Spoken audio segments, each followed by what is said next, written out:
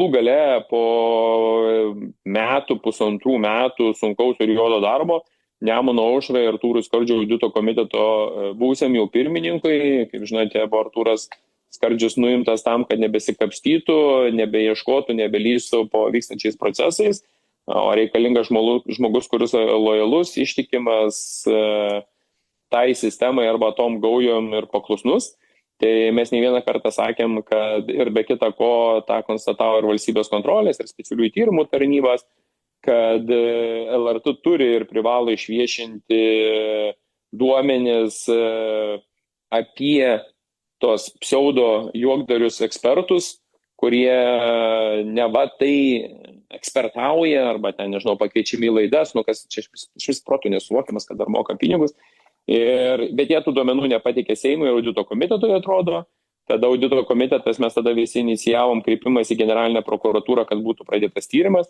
Generalinė prokuratūra kreipėsi į LRT, tai dar LRT Garbačiauskaitė nerodė kažkokio čia didelio noro ir tikslo viešintos duomenys, galų gale LRT taryba jau įpareigojo ir šią savaitę Monika Garbačiauskaitė Budrienė ir pati LRT išviešino duomenis apie tos ekspertus už 25 metus. Įspūdingiausias yra Edmundas Jakilaitis, dabar ko gero 50 000 berods.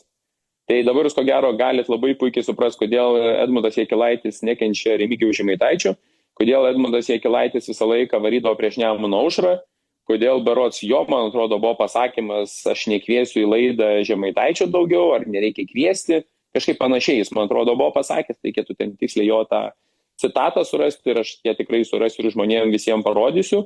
Už 50 000 tu ir matyti ir plikas gali nusirengti ir pereiti Gedimino prospektą. Tai matyti, Jakilaitis yra vienas iš tų, kuris kai kilo skandalas ir kai puolė LRT ginti, tai jisai galėjo aiškiai pasakyti, kad mėly gyventojai, aš turiu suinteresuotumą, nes mano šeima gavo 50 000. Ne?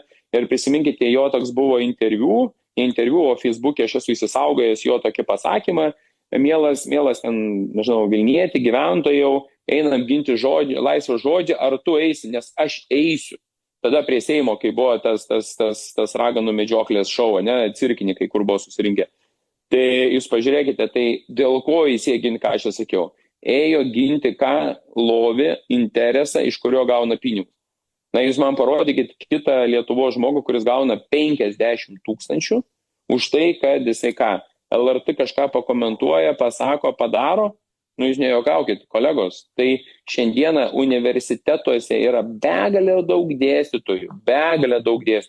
Labai daug yra doktorantų, nes man atrodo, aš nežinau, ar Jakilaitis baigė jo magistratūrą, nes jis kažkaip iki negalėjo kandidatuoti į direktoriaus pareigas, nes kažkokio įsilavinimo, man atrodo, neturėjo jis, jeigu aš gerai prisimenu. Čia reikėtų tiksliai patikslinti informaciją, bet man atrodo, jis bakalauro buvo baigęs, jeigu aš gerai prisimenu.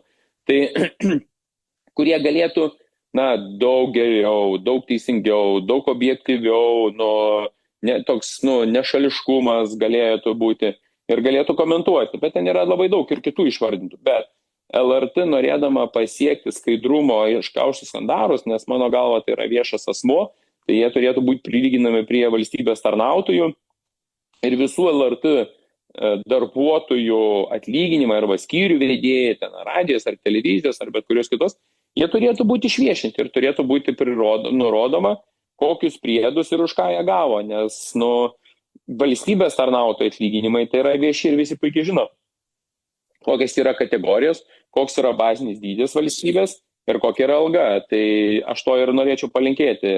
Ar LRT geba arba gebės ir vadovybė tokį principą priimti ir viešinti visus? Aš abejočiau, bet gal ir atsitiks, gal ne prie šitos direktorės, gal prie kito po 4 ar ten kelių metų baigsis kadencija. Gal kitas vadovas LRT laikysis labai aukštų moralės standartų ir manau, kad visų atlyginimus ir išviešins. Bent jau taryba, rinkdamasi direktorių, aš manau, kad vienas iš tokių uždavinių jai ir turėtų būti, kad kuo viešiau, kuo labiau žmonėms prieinami duomenys būtų.